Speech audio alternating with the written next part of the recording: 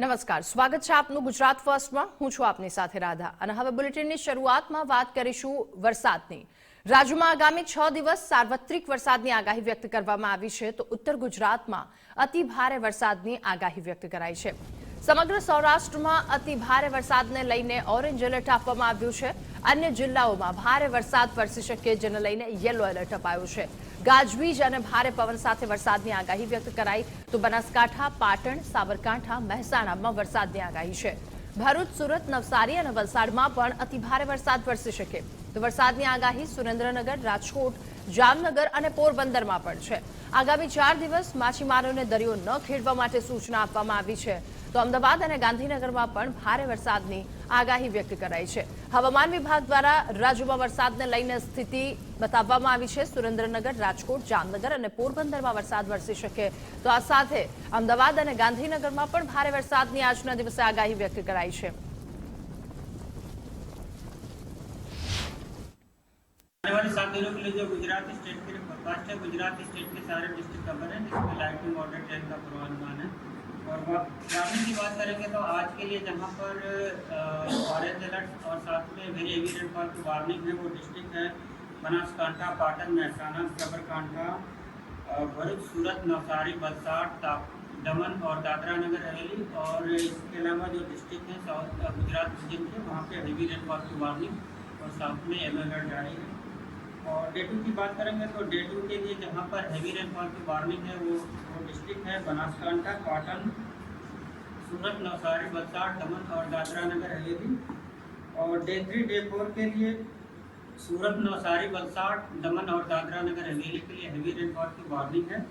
और डे 5 के लिए जहाँ का हैवी रेनफॉल की वार्निंग और साथ में येलो अलर्ट जारी है वो डिस्ट्रिक्ट है नर्मदा, भरूच, सूरत, नवसारी, वलसाड, दमन, दादरा नगर हवेली और काफ़ी डिस्ट्रिक्ट शामिल है। और सौराष्ट्र और कच्छ रीजन की बात करेंगे तो आज के लिए सौराष्ट्र और कच्छ रीजन के सारे डिस्ट्रिक्ट कवर हैं, जहां पर heavy to very heavy rainfall की वार्निंग है। और डे 2 के लिए जहां पर हैवी रेनफॉल की वार्निंग है वो डिस्ट्रिक्ट है जामनगर, पोरबंदर, मोरबी, द्वारका और कच्छ शामिल है, जहां पर हैवी रेनफॉल की वार्निंग और साथ में अलर्ट जारी है। અને વધુ માહિતી મેળવીશું। ન્યૂઝરૂમથી લાઈવ જોડાઈ ચૂક્યા છે સંવાદદાતા માનસી। રાજ્યમાં આગામી દિવસમાં વરસાદની પરિસ્થિતિ શું રહેશે? ચોક્કસથી હવામાન વિભાગની વાત કરવામાં આવે તો ગુજરાતના વિવિધ પંથકોમાં આગામી 7 દિવસ સુધી વરસાદની આગાહી હવામાન વિભાગ દ્વારા વ્યક્ત કરવામાં આવી છે।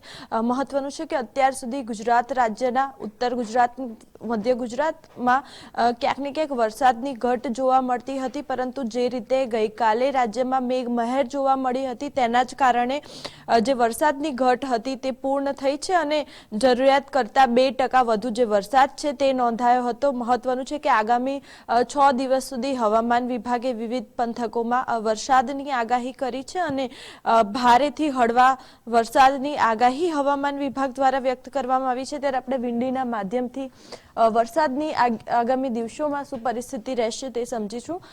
ચોક્કસથી હાલ ગુજરાત રાજ્યની વાત કરવામાં આવે તો હાલ 3 જેટલી જે સિસ્ટમ છે, વરસાદી સિસ્ટમ તે સક્રિય જોવા મળી રહી છે। સિયાર ટ્રક, સિયાર ઝોન અને ખાસ કરીને વાત કરવામાં આવે તો સાયક્લોનની કારણે હાલ જે સિસ્ટમ છે તે સક્રિય જોવા મળી રહી છે। હાલ રાજકોટની વાત કરવામાં આવે, ભાવનગરની વાત કરવામાં આવે, જામનગરની વાત કરવામાં આવે, દ્વારકામાં પણ વરસાદની જે આગાહી છે તે હવામાન વિભાગ દ્વારા વ્યક્ત કરવામાં આવી છે। હાલ આ જે સિસ્ટમ છે તે સક્રિય જોવા મળી રહી છે।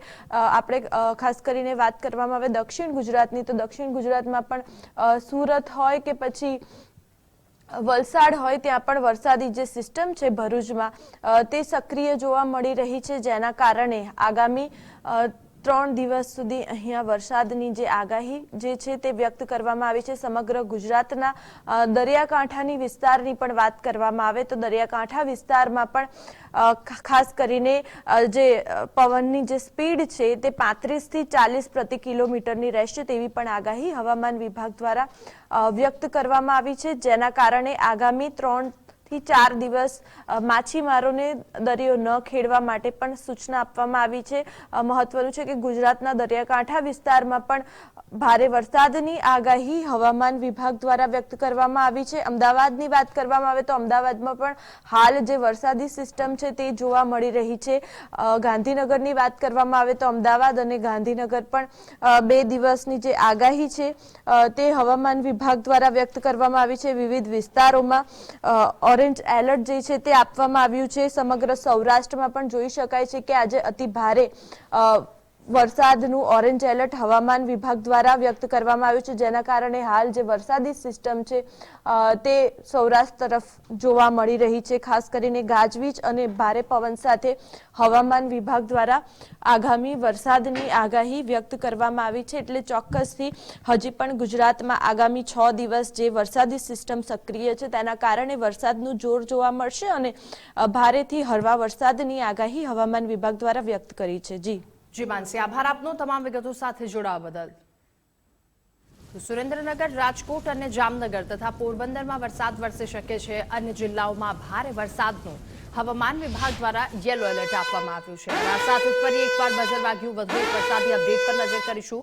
વરસાદને લઈને ગુજરાત માટે ખૂબ જ સારા સમાચાર. સાયક્લોન એક્સપર્ટ દ્વારા ઓગસ્ટમાં વરસાદી હેલીની આગાહી કરવામાં આવી છે. અનેક નદીઓમાં પાણીની ભરપૂર આવક થશે તો મધ્ય ગુજરાત અને ઉત્તર ગુજરાતમાં સિસ્ટમ સક્રિય થશે. ગુજરાતની કેટલીક નદીઓમાં પૂર જેવી સ્થિતિનું નિર્માણ થશે. ચોમાસું 100% ઉપર રહેવાની સાયક્લોન એક્સપર્ટ દ્વારા આગાહી વ્યક્ત કરવામાં આવી છે.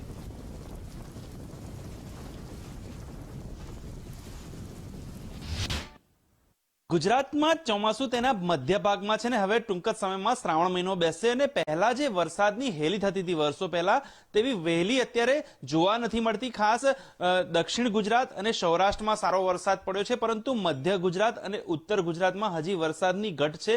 ખાસ હવામાન વિભાગે આગાહી કરી છે કે આવનારા 2 દિવસ મધ્ય ગુજરાતમાં અમદાવાદ, ગાંધીનગર સહિત વરસાદ વરસશે. ત્યારે આપણી પાસે જે કહેવાય કે સાયક્લોન એક્સપર્ટ છે ચિરાગ શાહ, જેમનો 8 વર્ષનો અનુભવ રહ્યો છે અને તેમના અનુભવ આધારે આપણે જાણીએ કે વરસાદી સિસ્ટમ હવે કેવી સક્રિય થઈ રહી છે.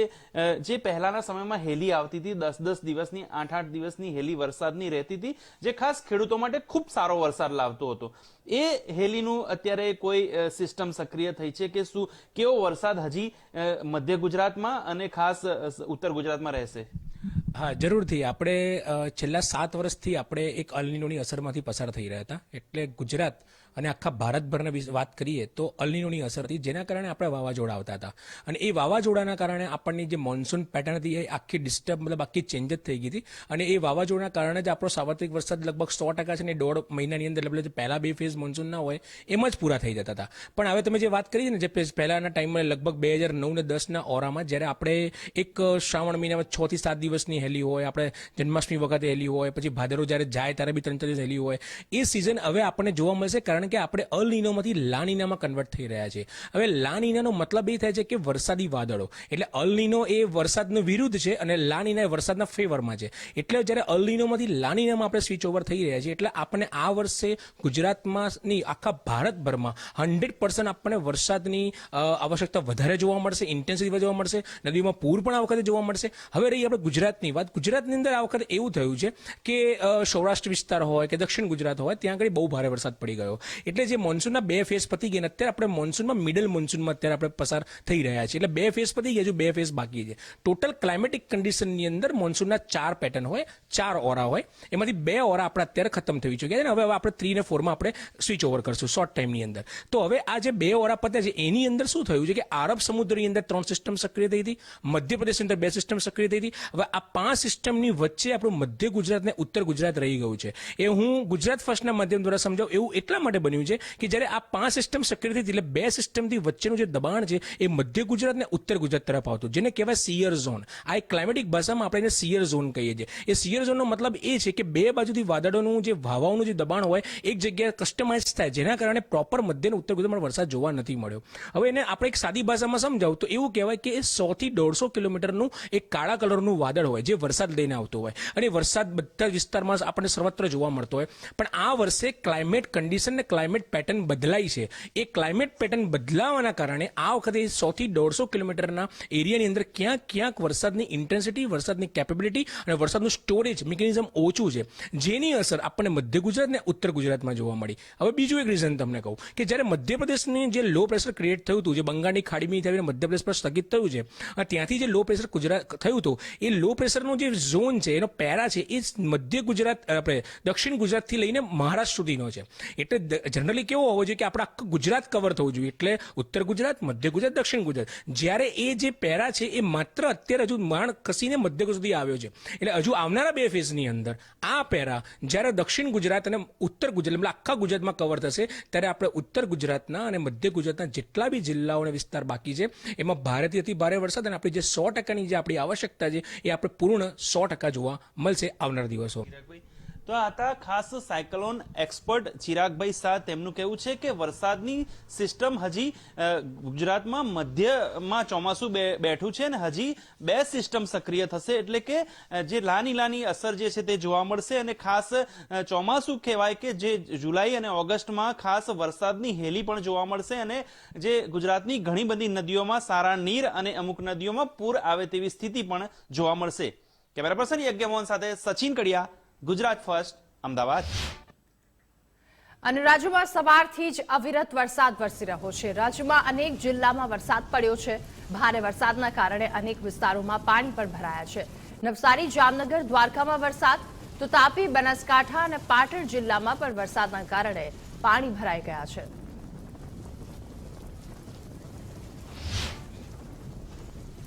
અને હવે વાત પાટણની કરીશું. પાટણ જિલ્લામાં પણ અવિરત વરસાદના કારણે રોડ રસ્તાઓ પર પાણી ભરાઈ ગયું છે. સાંતલપુર, આનંદ સરોવરમાં પણ પાણી ભરાઈ જતા હાલાકી પડી રહી છે. અનાવાડા અને સિદ્ધપુરમાં વરસાદના કારણે પાણી ભરાઈ ગયા છે. અલગ અલગ 4 જગ્યા પરના વરસાદી દ્રશ્યો સાંતલપુર, આનંદ સરોવર, સિદ્ધપુર અને અનાવાડા. પાટણ જિલ્લામાં ધોધમાર વરસાદ અને ત્યારબાદના આ દ્રશ્યો. અને પાટણ બાદ હવે વાત કરીશું બનાસકાંઠાની શું પરિસ્થિતિ. તો બનાસકાંઠામાં પણ છેલ્લા 2 દિવસથી અવિરત વરસાદ વરસી રહ્યો છે. ભારે વરસાદના કારણે અનેક જગ્યાએ પાણી ભરાઈ જવાના દ્રશ્યો સામે આવ્યા. બનાસકાંઠાના થરાદમાં વરસાદથી રોડ રસ્તાઓ પાણીમાં ગરકાવ થયા. તો આ તરફ લાખણી, સોઈગામ, કાંકરેજ સહિત ભાભર હાઈવે પર પણ વરસાદી પાણી ભરાયા. વરસાદના કારણે ખેડૂતોમાં ખુશી જોવા મળી, તો રસ્તા પર પાણી ફરી વળતા સ્થાનિકો હેરાન પરેશાન થયા છે.